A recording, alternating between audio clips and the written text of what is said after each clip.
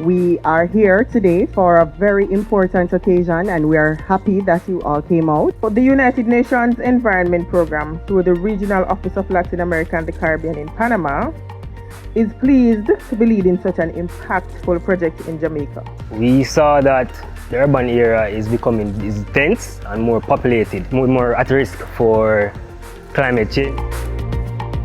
The City Adapt project is funded by the Special Climate Change Fund of the Global Environment Facility with over $1.5 million being allocated to Jamaica.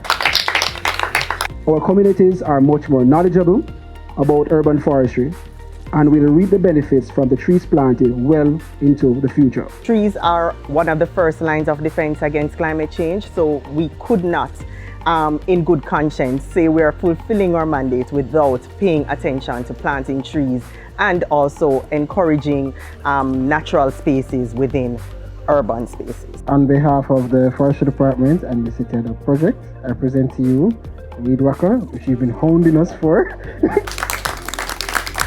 The grounds that we're standing on was originally to somewhat a wasteland.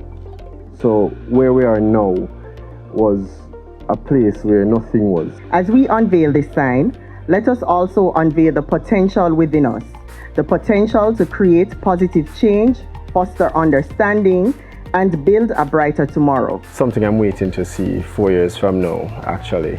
Having kids play in the trees, the whole environment, sitting under the shades, all of that.